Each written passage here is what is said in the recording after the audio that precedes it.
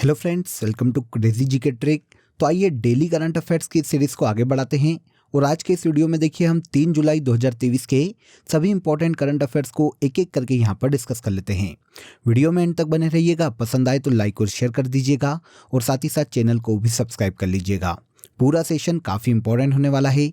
सारे क्वेश्चन यहाँ पर आपके एग्जाम रिलेवेंट है, सभी क्वेश्चन एग्जाम में पूछे जा सकते हैं। ध्यान से देखिएगा सेशन को एंड तक। अगर आपको टॉपिक की पीडीएफ को डाउनलोड करना है तो क्रेजी जीके ट्रिक के एप्लीकेशन पर और क्रेजी जीके ट्रिक के टेलीग्राम चैनल पर आपको इसकी PDF free of cost available है। वहां पर जाकर आप इसे इजीली डाउनलोड कर सकते हैं। पहला क्वेश्चन देखिए, भारत के वर्तमान सॉलिसिटर जनरल कौन है? इंपॉर्टेंट क्वेश्चन है वैसे ये। वर्तमान में देखिए सॉलिसिटर जनरल की बात करें तो ये तुषार मेहता हैं, आंसर ए हो जाएगा। अब सुर्खियों में क्यों है ये बात आती है और अभी हम इनको डिस्कस क्यों कर रहे हैं? तो देखिए केंद्र की नियुक्ति समिति ने एक बार फिर से सॉलिसिटर जनरल के पद पर तुषार मेहता को नियुक्त किया है। तुषार मेहता की देखिए नियुक्ति 2018 में इस पद पर हुई थी और 2023 में एक बार फिर से इन्हें सॉलिसिटर जनरल के पद पर पुनः नियुक्त किया गया है। अब आपके दिमाग में क्वेश्चन आएगा कि सॉलिसिटर जनरल होता क्या है, तो इसकी भी हम आगे बात करेंगे, लेकिन यहाँ पर देखिए हमें पहले एडिशनल सॉलिसिटर जनरल के बारे में जान लेना चाहिए कि ये कौन कौन है। वैसे देखिए ये एग्जाम में नहीं पूछा जाता, केवल आप सॉलिसिटर जनरल को भी याद रखेंगे तो आपका काम हो जाएगा। लेकिन एक बार यहाँ पर हम इनके नाम सुन लेते हैं। तो देखिए Vikramjit Banerjee, K M Natarajan, Balbir Singh, S V. Raju, N Venkat Raman और ऐश्वर्या भाटी ये एडिशनल सॉलिसिटर जनरल के पद पर हैं। लेकिन सॉलिसिटर जनरल कौन है? तो ये तुषार मेहता हैं। अब देखिए सॉलिसिटर जनरल को जानने के लिए आपको पहले अटॉर्नी जनरल ऑफ इंडिया को जानना पड़ेगा। तो अटॉर्नी जनरल ऑफ इंडिया की अगर हम बात करें तो इंडियन कॉन्स्टिट्यूशन के आर्टिकल 76 में अटॉर्नी जनरल ऑफ इंडिया के पद का उल्लेख किया गया है। ये भारत सरकार का देखिए सबसे बड़ा विधि अधिकारी होता है। मतलब इंडियन गवर्नमेंट पर जितने भी केसेस होते हैं जिनका भी जवाब आपको इंडियन गवर्नमेंट से कोर्ट्स में चाहिए, तो उसके लिए इंडियन गवर्नमेंट की तरफ से पैरवी करने के लिए अटॉर्नी जनरल ऑफ इंडिया आते हैं। ये भारत सरकार के पहले विधि अधिकारी है। मतलब विधि से संबंधित किसी भी मामले पर भारत सरकार को अटॉर्नी जनरल ऑफ इंडिया ही राय देते हैं। इनकी नियुक्ति देखिए भारत के प्रेसिडेंट करते हैं और ये प्रेसिडेंट के प्रसाद पर्यंत ही अपने पद पर रहते हैं। वर्तमान में भारत के अटॉर्नी जनरल ऑफ इंडिया के वेणुगोपाल है। अब देखिए अटॉर्नी जनरल ऑफ इंडिया अगर आपको समझ में आए तो इनको सहायता और सलाह देने के लिए इनके नीचे भी एक पद बनाया गया है जिसका नाम है सॉलिसिटर जनरल, जिनकी अभी हम बात कर रहे थे। ये एक वैधानिक पद है फ्रेंड्स। देश के सबसे बड़े विधि अधिकारी की सहायता के लिए, मतलब अटॉर्नी जनरल ऑफ इंडिया की सहायता के लिए सॉलिसिटर जनरल का पद बनाया गया है। वर्तमान में तुषार मेहता एक बार फिर से सॉलिसिटर जनरल के पद पर भारत में नियुक्त किए गए हैं। इंपॉर्टेंट था, सारी यहाँ पर जो मैंने आपको इन्फॉर्मेशन दी है वो सभी एग्जाम पॉइंट ऑफ व्यू से काफ़ी इंपॉर्टेंट थी। ओके, आगे आइए। सेकेंड क्वेश्चन देखिए, एशियाई स्क्वैश टूर्नामेंट में मिश्रित युगल का खिताब किसके द्वारा जीता गया? देखिए पहले तो हमें ये पता होना चाहिए कि एशियाई स्क्वैश टूर्नामेंट का आयोजन कहाँ पर किया गया। तो पहले इसका आंसर लें तो 2023 में इसका आयोजन देखिए चाइना में किया गया है, मतलब चीन में किया गया है। अब इस टूर्नामेंट में जो कि स्क्वैश का टूर्नामेंट है, इसमें देखिए मिक्स्ड डबल्स में दीपिका पल्लिकल और हरिंदर पाल संधू ने गोल्ड मेडल अपने नाम किया है। चीन के हांगू में 2023 में इस टूर्नामेंट का आयोजन किया गया था जिसे एशियाई स्क्वैश टूर्नामेंट के नाम से जाना जाता है और इसमें मिक्स्ड डबल्स का खिताब भारत की दीपिका पल्लिकल और हरिंदर पाल संधू की जोड़ी ने जीता है। आंसर बी क्लियर हो जाता है यहाँ पर। आगे देखिए, उन्होंने फाइनल मैच में मलेशिया की एक जोड़ी को हराया है जिनका नाम है इवान युएन और रॉचेल अर्नोल्ड।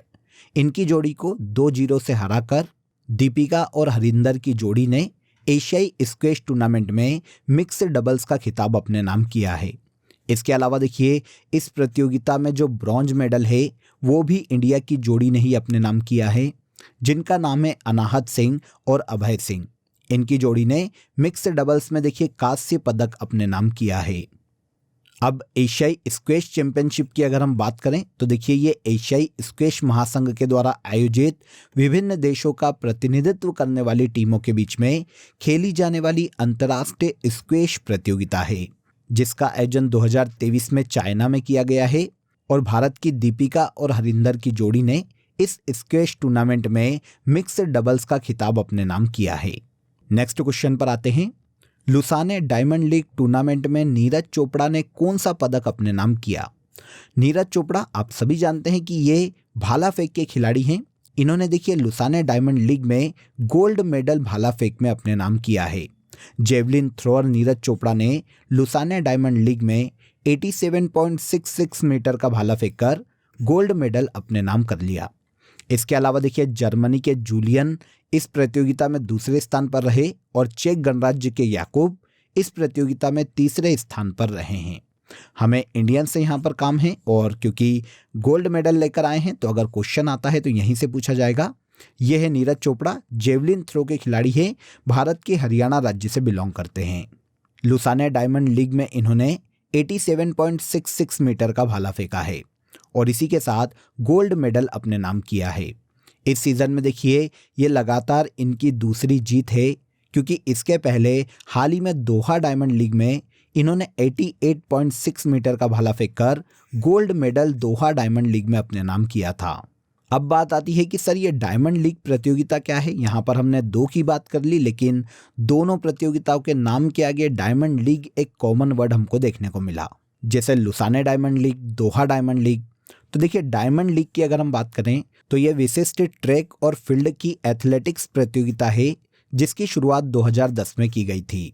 2023 में डायमंड लीग विश्व एथलेटिक्स द्वारा आयोजित आउटडोर ट्रैक और फील्ड बैठकों की वार्षिक श्रृंखला का ये देखिए 14वां सीजन है। 2023 में इसके 14वें सीजन का आयोजन किया गया है। इसकी शुरुआत 2010 में की गई थी। इस साल दोहा डायमंड लीग और लुसाने डायमंड लीग दोनों में ही जेवलिन थ्रो में गोल्ड मेडल भारत के नीरज चोपड़ा ने अपने नाम किया है। नेक्स्ट क्वेश्चन पर आते हैं। देखिए हाल ही में global Indian icon of the year award किस भारतीय खिलाड़ी को प्रदान किया गया? तो global Indian icon of the year का अवार्ड हाल ही में भारत की मुक्केबाज या बॉक्सर मैरी कॉम को दिया गया है। ओलंपिक मेडलिस्ट मैरी कॉम, जो कि भारत के मणिपुर राज्य से आती है, इन्हें हाल ही में देखिए दक्षिण पूर्वी इंग्लैंड के विंडसर में वार्षिक यूके इंडिया अवार्ड्स में global Indian icon of the year award से सम्मानित किया गया है। कुछ सेशंस पहले ही मैंने आपको एक क्वेश्चन बताया था जिसमें यूके इंडिया वीक की बात की गई थी, जो कि इंडिया ग्लोबल फोरम के द्वारा हाल ही में इंग्लैंड में आयोजित की गई है। इस आयोजन में देखिए एलिजाबेथ द गोल्डन एज के निर्माता शेखर कपूर को दोनों देशों में सिनेमा के क्षेत्र में उनके योगदान के लिए लाइफ टाइम अचीवमेंट अवार्ड से सम्मानित किया गया है।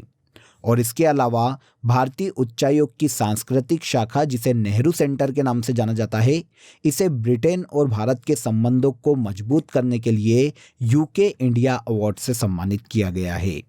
तो 3 अवार्ड यहाँ पर इम्पोर्टेंट थे इस आयोजन में, तो तीनों यहाँ पर मैंने आपको बता दिए हैं। इस आयोजन में global Indian icon of the year का अवार्ड भारत की बॉक्सर मैरी कॉम को दिया गया है। अब देखिए ये जो अवार्ड है यूके इंडिया अवार्ड्स, उन लोगों को प्रदान किया जाता है जिन्होंने यूके भारत साझेदारी में अपना उत्कृष्ट योगदान दिया हो और किसी भी ऐसे सेक्टर को प्रभावित किया हो जो कि भारत और यूके की दोस्ती को आगे बढ़ाने में मददगार हो। तो इस तरह से यूके इंडिया अवार्ड्स के 3 अवार्ड यहाँ पर मैंने आपको बता दिए हैं, याद रखिएगा। भारत की पहली पुलिस ड्रोन यूनिट कहाँ स्थापित की गई है? भारत की पहली पुलिस ड्रोन यूनिट देखिए तमिलनाडु के चेन्नई में स्थापित की गई है। चेन्नई पुलिस ने हाल ही में देखिए हवाई निगरानी को बढ़ावा देने के उद्देश्य से एक ड्रोन पुलिस यूनिट की स्थापना की। उद्देश्य की बात करें तो इसकी मदद से शहर में विशेष रूप से बड़ी बड़ी सभाओं या फिर किसी भी संदिग्ध गतिविधि की पहचान करने में मदद मिलेगी। इस प्रोजेक्ट की देखिए तमिलनाडु के चेन्नई में लागत 3.6 करोड़ रुपए आई है। तो यहाँ पर AI टेक्नोलॉजीज का यूज करके या फिर ड्रोन टेक्नोलॉजीज का यूज करके चेन्नई में पुलिस की क्षमता को बढ़ाए जाने का प्रयास किया जा रहा है। तो भारत की पहली पुलिस ड्रोन यूनिट चेन्नई में स्थापित की गई है।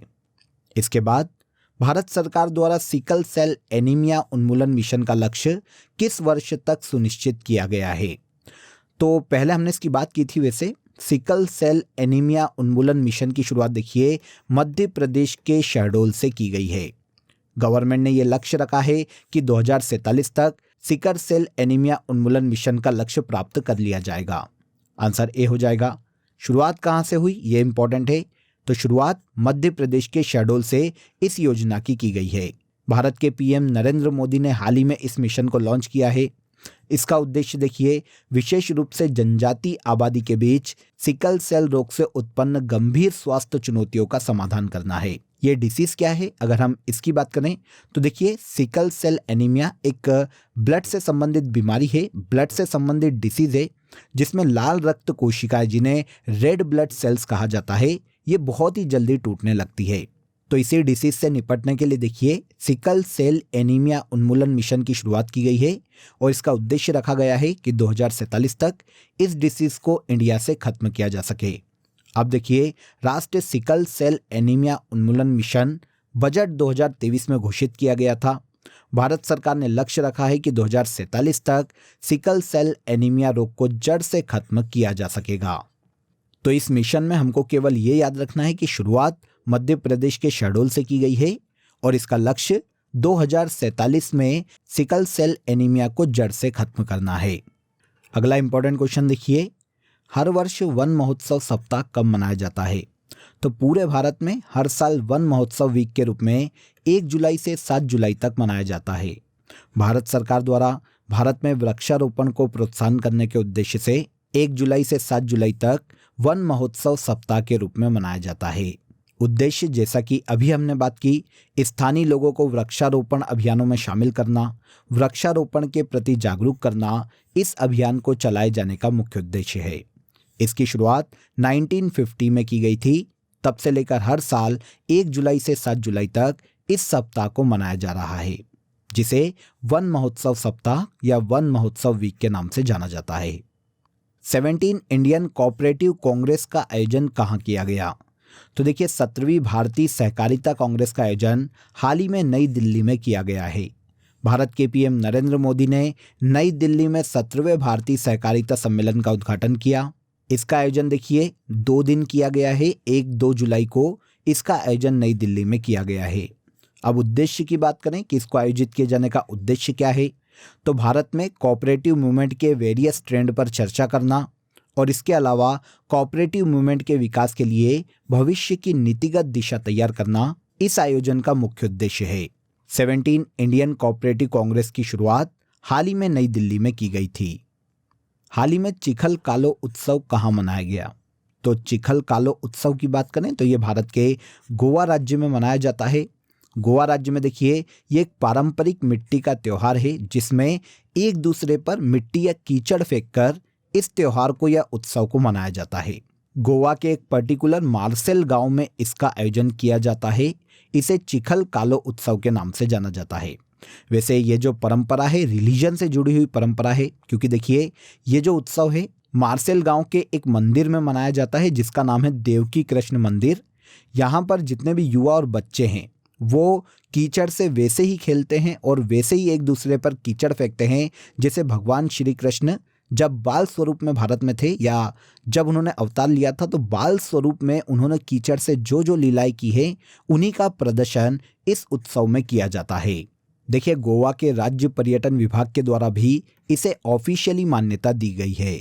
तो चिखल कालो उत्सव गोवा राज्य में मनाया जाने वाला उत्सव है। आगे आइए, आज की करंट अफेयर का सबसे लास्ट क्वेश्चन देखते हैं।